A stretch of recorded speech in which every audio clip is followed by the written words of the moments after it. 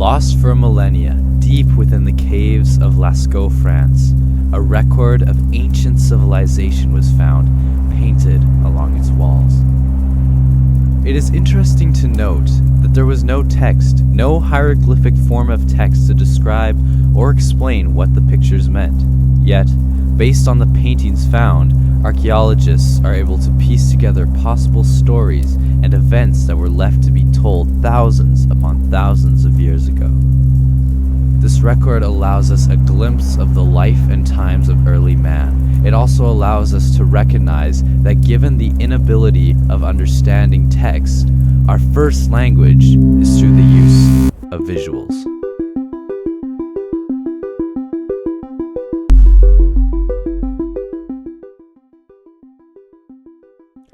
Throughout time, humankind has found ways of communicating their stories.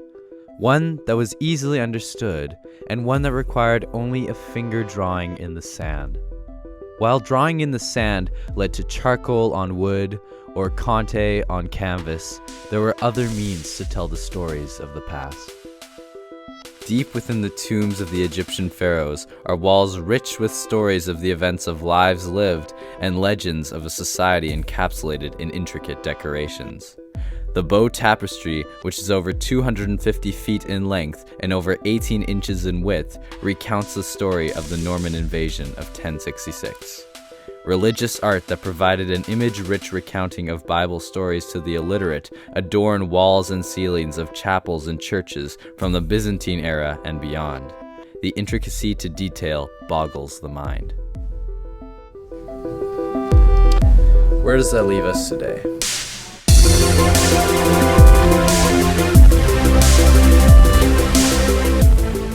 Stuck in an environment that dictates that we're only as smart as the information we read. But is this really true?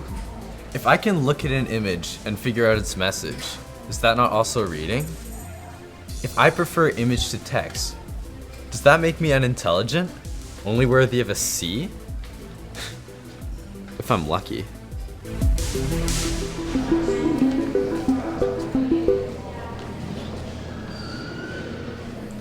Consider that I'm surrounded by anywhere from 300 to 3,000 visuals per day, telling me to buy this, wear this, drink this, eat this, listen to this, do this, go here.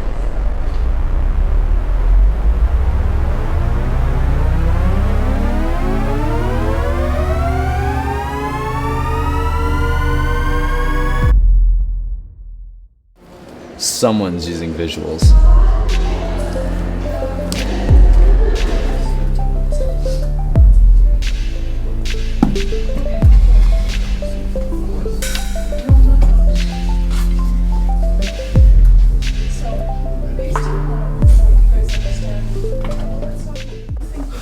The visuals that we're surrounded with are more than just the charts and brainstorming activities we get in school. There's more going on in the movies we're watching than just character development and setting. Granted, back in the day, things were different.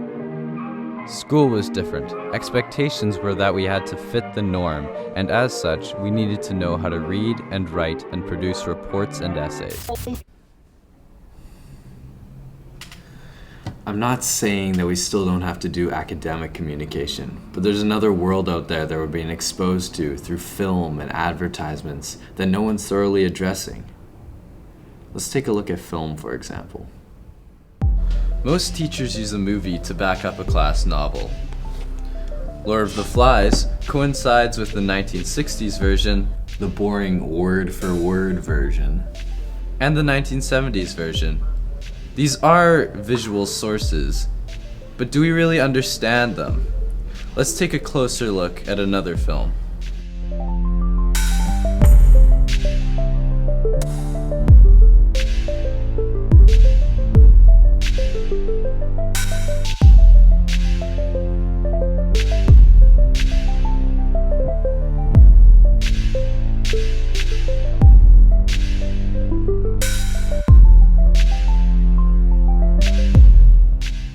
Notice anything? Look again at the repetition of lines.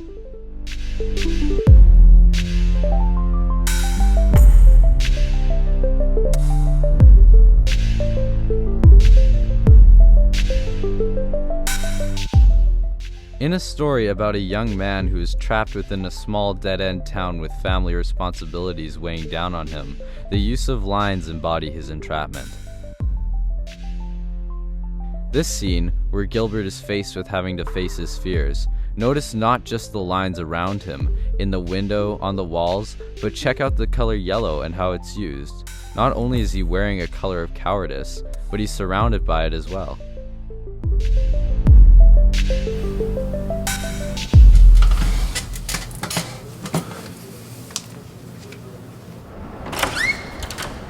There's more. If you notice, the longer you stare at this screen filled with red, not only does your heartbeat increase, but your energy starts to change.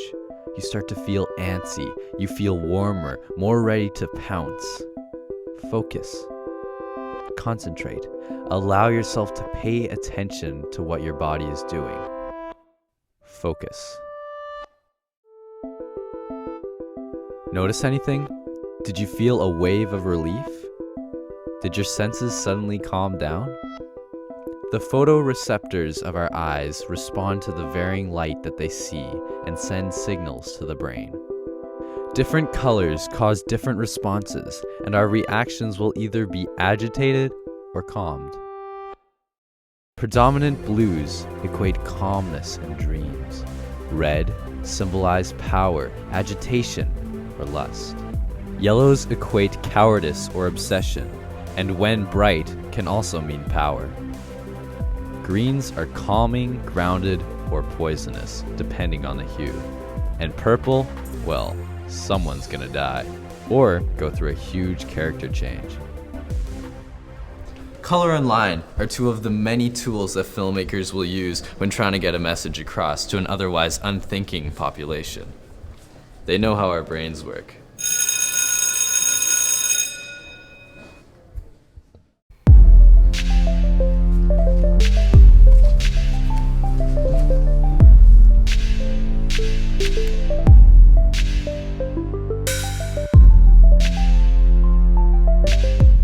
When we watch a film, two areas of our brain are accessing information: images and verbal.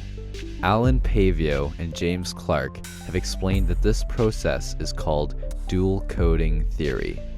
In essence, by using two processes of our brain at one time, connections or links are made to that work to enhance what it is we are listening to or watching. They state that these processes, and I quote here, play major roles in the various educational domains: the representation and comprehension of knowledge, learning and memory of school material, effective instruction, individual differences, achievement, motivation, and text anxiety, and the learning of motor skills. Think of it this way. If there's no sound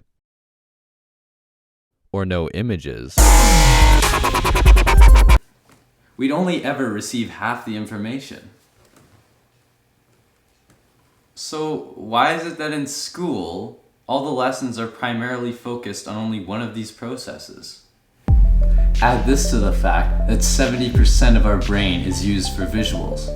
So one has to wonder, why in school aren't they teaching us how to use this part of the brain? The media is.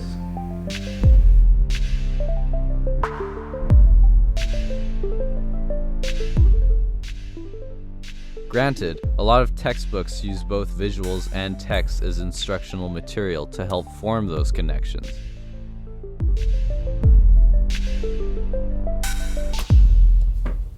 But it's limited, and it's not enough to teach me how to use visuals in my own work or how to recognize when the media is trying to visually manipulate me somehow.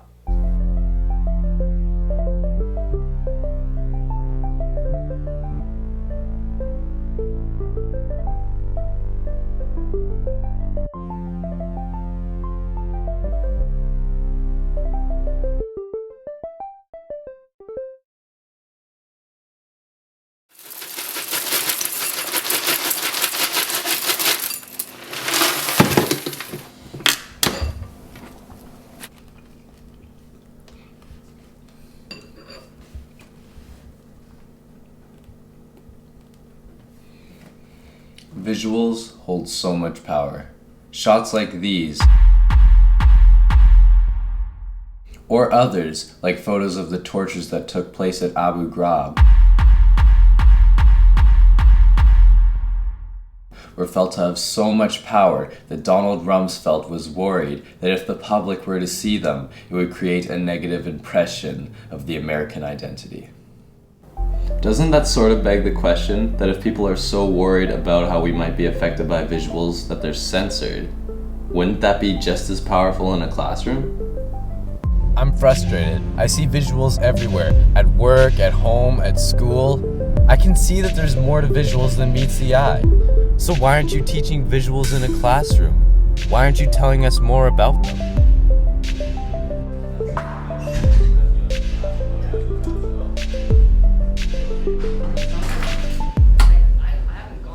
Clark and Pavio realized that their dual coding theory would have merit in a classroom way back in 1991. It's 2012, and I for one don't see this method being used as effectively as it could.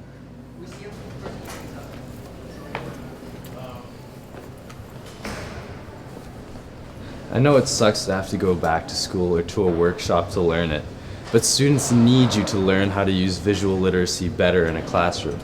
Not just as a better way of teaching, but I for one want to show the visual voice that I'm literate in.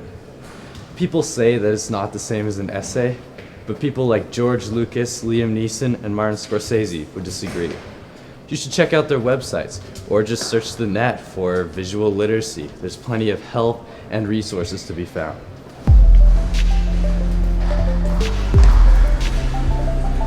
I'd show you, but I've got this text to read and an essay to write.